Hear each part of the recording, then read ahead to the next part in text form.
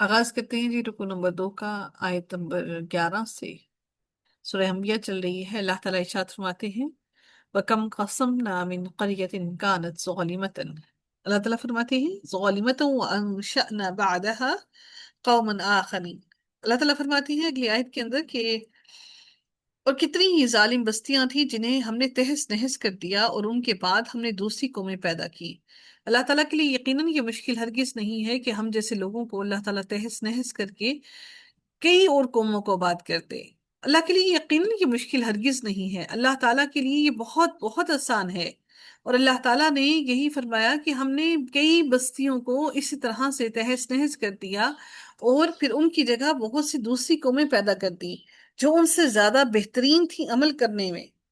तो इसलिए हमें चाहिए कि हम हर हर वक्त अल्लाह ताला की तरफ रुजू करें और ये सोचें कि कहीं ऐसा ना हो कि अल्लाह ताला हमें भी उन बस्ती वालों में, उन लोगों में शामिल ना कर दे कि जिनके ऊपर अल्लाह ताला गजबनाक हुआ और उन पर अल्लाह ताला ने उनको मुकम्मल तहस नहस कर दिया। आद को अल्लाह ताला ने रेत में दफन कर दिया था। और और वहां पे जब खुदाइयाँ की गई तो उसमें उसकी ये तस्दीक करती है कि और एक रिसाले में लिखा हुआ है कि अबार का शहर, ये जो आद वाले थे ना कि अबार के शहर में थे, तो अबार का शहर तूफान के नतीजे में 12 मीटर रेत की तह के नीचे दब गया था। मीटर, समझ रही हैं कि 12 मीटर वो रेत की तह में अल्लाह ताला ने उनको दबा दिया। और समूद वालों को भी अल्लाह ताला ने एक चिंगार के साथ, जो इतनी सख्त चिंगार थी कि जिसने दिलों को फाड़ दिया, उनको अल्लाह ताला ने उस चिंगार के साथ मार दिया। अल्लाह ताला फरमाते हैं कि उन्होंने ऊंटनी की टांगें काट डाली और अपने रब के हुक्म से सरकश हुए और उन्होंने कहा, ए सौले, अगर तुम वाकई रसूलों में से हो तो हम पर ले आओ जिसकी तुम हमें धमकी देते हो। तो उन्हें जलजले ने आ पकड़ा तो उन्होंने इस हाल में सुबह की कि अब वो अपने घरों में गिरे पड़े थे। बिलाशुबा हमने एक ही चिंगार भेजी, जो चनाचे वो बाढ़ लगाने वाले की डूंधी हुई बाढ़ की तरह होकर रह गए। कौम नूह को अल्लाह ताला ने सिलाब के साथ तबाह कर दिया। अल्लाह ताला ने कौम समूद को ऐसे तबाह कर दिया। तो अल्लाह ताला ने कुछ कौमों को जलजलों, सैलाबों और सुनामियों के साथ तबाह कर दिया। ये सारी के सारे, ये जो मौसमों की तब्दीलियां आ रही हैं और ये जो सारे के सारे जलजले, सैलाब और सुनामी आ रही हैं, ये यकीनन हम इंसानों के गुनाहों के सबब आ रही हैं। हम इंसानों की गलतियों के सबब आ रही हैं। अल्लाह ताला ऐसे किसी इंसान पर जुल्म नहीं करता, अपने बंदों पर अल्लाह कभी भी जुल्म नहीं करता।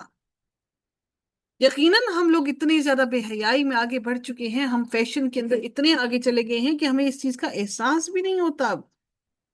हम फहाशी में, अरियानी में जानवरों की जैसे हो गए हैं। हमारी आंखें आदी हो गई हैं इन तमाम चीजों को देखने की। अल्लाह ताला फरमाते हैं, फलम्मा अहस्सू बअसना इदा हुम मिन्हा यरकुदून। तो जब उन्होंने हमारा अजाब महसूस किया तब वहां से वो भाग रहे थे। यानी फिर जब उन्होंने हवास के जरिए से अजाब या उसके आसार को देख लिया या आवाजों से, कड़क से, गरज से अंदाजा लगा लिया, तो उससे बचने के लिए फरार का रास्ता इख्तियार करने लगे। लेकिन जब मेरा रब पकड़ता है तो फिर कोई अल्लाह के अजाब से बच नहीं सकता। ला तरकुदू वर्जिऊ इला मा उतरिफ्तुम फीही व मसाकिनिकुम फी मसाकिनिकुम लअल्लकुम तुसअलून। भागो मत और वापस जाओ उस ऐश के सामान की तरफ जो तुम्हें दिया गया था और अपने घरों में, ताकि तुमसे पूछा जाए। भागने वालों को ये शऊर दिलाया गया कि ये वही सामान, ऐश और इशरत है जिसने तुम्हें गाफिल कर रखा था, जिसके अंदर तुम चैन में रह रहे थे, और अब उससे क्यों भाग रहे हो? ये अपना ऐश और इशरत, ये अपनी तमाम माल और दौलत छोड़कर भाग रहे हो। तुम वापस जाओ ताकि हम तुमसे तुम्हारी दौलत और मलकियत के बारे में पूछें कि आज ये दौलत और मलकियत तुम्हें बचा क्यों नहीं रही है। कौलू या वैलना इन्ना कुन्ना ज़ालिमीन। उन्होंने कहा, हाय हमारी कमबख्ती, यकीनन हम ही जालिम थे, हमने ही जुल्म किया अपनी जात पर, अपनी जानों पर। फलम्मा ज़ालत फलम्मा ज़ालत तिलका दावाहुम हत्ता जअलनाहुम हसीदन खामिदीन। तो उनकी जो हमेशा यही पुकार रही, यहाँ तक कि हमने उन्हें कटा हुआ, बुझा हुआ बना दिया। यानी बुझी हुई आग का ढेर बना दिया। जब आग बुझ जाती है तो क्या बचता है बाकी? सिर्फ और सिर्फ राख, जो हवा के साथ उड़ जाती है इधर उधर, उसका कोई फायदा नहीं। हमने उनको कटी हुई खेती की तरह اور بالکل کیسے بنا دیا؟ جیسے بجھا ہوا بنا دیا. وما خلقنا السماء والارض وما بينها لاعبين، اور ہم نے آسمان کو اور زمین کو جو ان دونوں کے درمیان ہے ان کو کھیلتے ہوئے پیدا نہیں کیا. یہ سمجھتے ہیں یہ لوگ، یہ کہتے ہیں اور یہ سمجھتے ہیں کہ اللہ تعالیٰ نے یہ تمام کی تمام کائنات کی چیزیں صرف کھیل تماشے کے لیے، اپنے آپ کو خوش رکھنے کے لیے نعوذ باللہ پیدا کی ہے. تو میرے رب نے فرمایا کہ ہم نے ان تمام چیزوں کو کھیلتے ہوئے پیدا نہیں کیا. اللہ رب العزت نے آگاہ فرما دیا کہ کائنات کو عدل و انصاف سے ایک مقصد کے لیے بنایا ہے، اسے بے فائدہ نہیں بنایا، حق کے ساتھ پیدا کیا ہے. ایسا نہیں ہے کہ کائنات بچوں کا کھیل ہو، ادھر بنایا اور ادھر اس کو بگاڑ دیا. ہمیں لگتا ہے کہ اللہ تعالیٰ اسی طرح سے کائنات کو جب چاہتا ہے یا انسانوں پر جب چاہتا ہے اس پر اپنا عذاب نازل کر دیتا ہے. اللہ تعالیٰ نے کھیل تماشے کے لیے نہیں بنایا کہ کبھی عذاب دے دے اور کبھی انسان کو فراوانی عطا کر دے. یہ اللہ تعالیٰ کے انصاف کا تقاضا ہے، وہ انصاف ایسے ہی کرتا ہے. پہلے اللہ تعالیٰ نے انسان کو بتا دیا کہ تم میری عبادت کرو اور ان تمام چیزوں سے بچ جاؤ.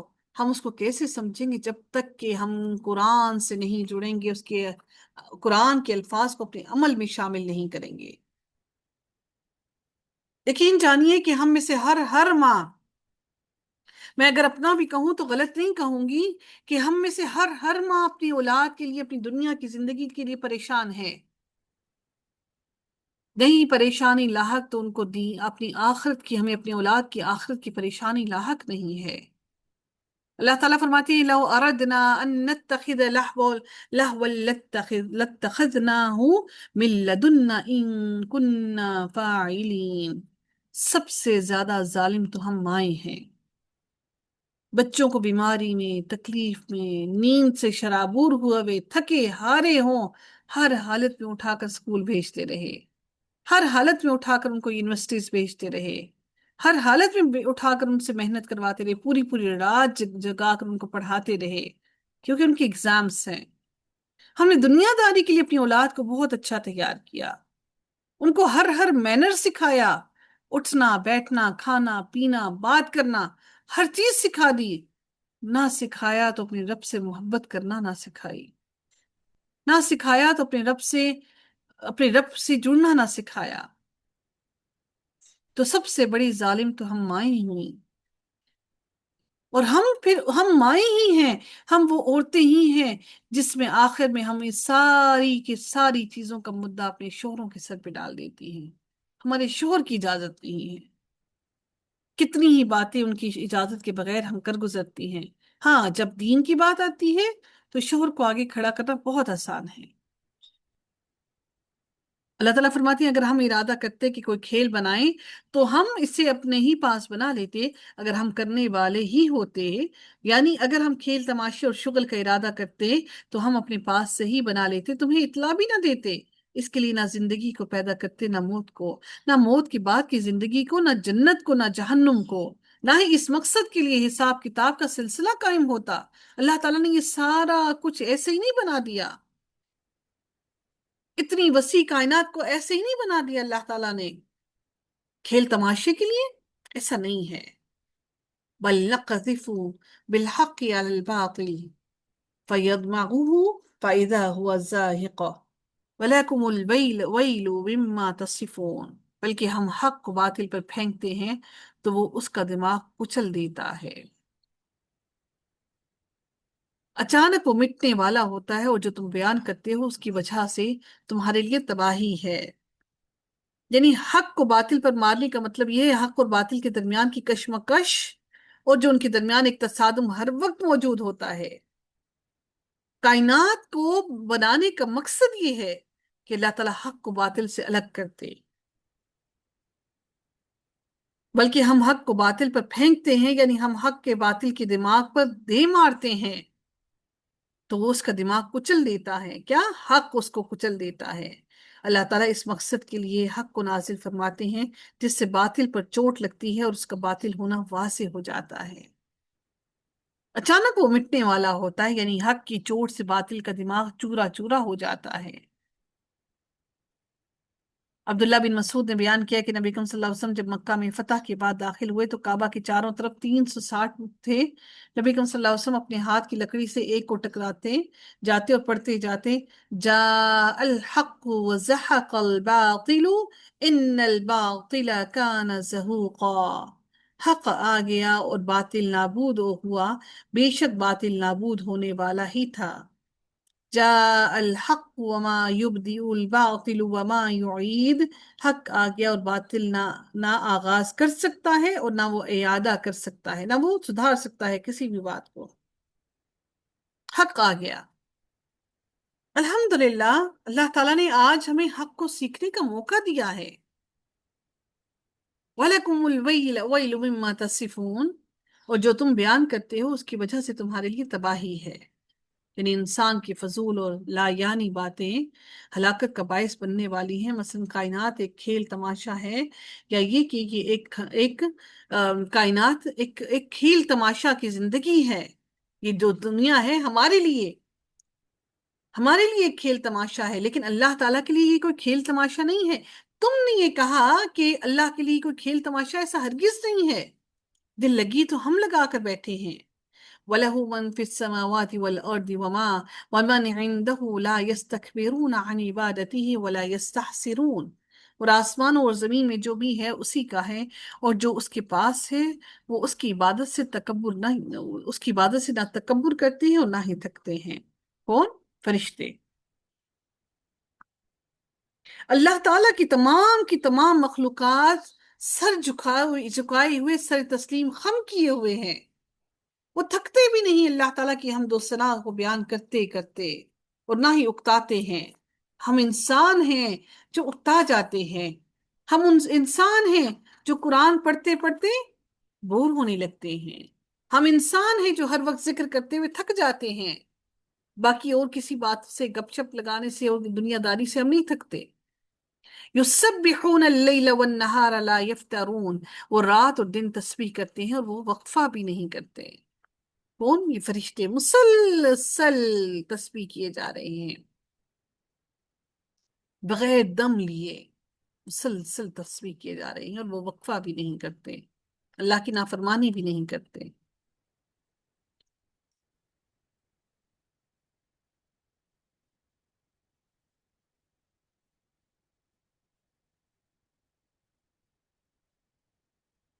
پھر اللہ تعالیٰ مزید فرماتے ہیں: ام اتخذوا آلہۃ من الارض هم ینشرون.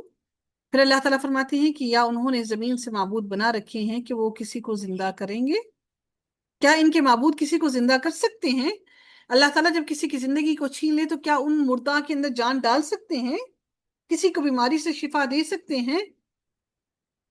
کسی معذور کو چلا سکتے ہیں؟ وہ تو کچھ بھی کرنے پر قادر نہیں ہیں. لو كان فيهما آلهة إلا الله لفسدتا فسبحان الله رب العرش عما يصفون. اگر ان دونوں میں اللہ تعالیٰ کے سوا اور بھی معبود ہوتے تو ان دونوں میں ضرور فساد برپا ہو جاتا. سو عرش کا رب اللہ تعالیٰ پاک ہے ان تمام باتوں سے جن کو وہ بیان کرتے ہیں. ہر کوئی اپنی چلاتا، اپنی مرضی. اب وہ دیکھیں وہ جو ورلڈ وار ہوئی تھی وہ بھی ہر کوئی اپنا تسلط بنانا چاہتا تھا. اور اگر اتنی بڑی طاقت، یعنی جو کہتے ہیں کہ الہ دو ہیں یا تین ہیں یا چار ہیں جن کو یہ بنا رہی ہیں، تو وہ ظاہر ہے ہر کوئی اپنی طاقت بنانا چاہتا. اگر ہوتے یہ اور الہ ہوتے تو یقیناً زمین میں فساد ہوتا. تو یہ اللہ تعالیٰ ان تمام چیزوں سے پاک ہے جو یہ اللہ کے لیے بیان کرتے ہیں. لا يسأل عما يفعل وهم يسألون. وہ جو کچھ کرتا ہے اس کے بارے میں اس سے سوال نہیں کیا جاتا. اللہ تعالیٰ سے کوئی سوال کرنے والا ہے نہیں. اللہ سے سوال نہیں کیا جاتا اور ان سے ہی سوال کیے جاتے ہیں. کن سے؟ اور ساری مخلوقات سے ان کے اعمال کی جواب طلبی ہوگی، کیونکہ وہ عاجز ہیں، محتاج ہیں، غلام ہیں.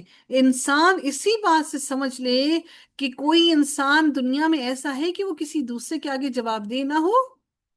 اولاد ماں باپ کے آگے، ایک نوکری کرنے والا اپنے اپنے جو اس کا باس ہوگا اس کے آگے، ماں باپ اپنے ماں باپ کے آگے جواب دے. ایون کہ بزنس کرنے والا بھی اپنے گاہکوں کے آگے جواب دہ ہے اس کی کوالٹی کے لیے. کہ اس نے وہ کوالٹی دی یا نہیں دی؟ ہم میں سے ہر انسان دوسرے کے آگے جواب دہ ہے، لیکن میرا رب کسی کے آگے جواب دہ نہیں ہے۔ اس سے کوئی سوال کرنے کی طاقت کسی کے اندر ہمت ہی نہیں، کوئی اللہ سے کیسے سوال کرے گا؟ تو انسان کو اپنی عاجزی کا یہیں سے پتہ لگ جانا چاہیے کہ انسان سے سوال کیا جاتا ہے، وہ کسی نہ کسی کے آگے جواب دہ ضرور ہے۔ اور کچھ بھی نہ ہو، ایون کہ اگر ہم فرعون کو بھی دیکھیں تو یقیناً وہ بھی کسی نہ کسی کے آگے جواب دہ تھے، چاہے اپنے والدین کے آگے، چاہے اپنی بیوی کے آگے ان کو ایکسپلینیشنز دینی پڑتی تھی، چاہے اپنی رعایا کے آگے انہیں اپنی بات کو بتانا پڑتا تھا، ایکسپلین کرنا پڑتا تھا۔ لیکن میرے رب کو ضرورت نہیں ہے ہمیں کچھ بھی بتانے کی، اس سے سوال نہیں کیا جاتا، اس سے کوئی سوال نہیں کر سکتا۔ لیکن میرا رب پھر بھی اپنی بار بار اپنی ذات کے بارے میں انٹروڈکشن بار بار دیتا ہے کہ میں وہ ہوں کائنات کا خالق، تم لوگ میری عبادت کرو۔ ام اتخذوا من دونه آلهة قل هاتوا برهانكم هذا ذکر من معي وذکر من قبلی بل اکثرهم لا يعلمون۔ اللہ تعالیٰ فرماتے ہیں یا انہوں نے اللہ تعالیٰ کے سوا معبود بنا رکھے ہیں؟ آپ کہہ دیں اپنی دلیل لاؤ۔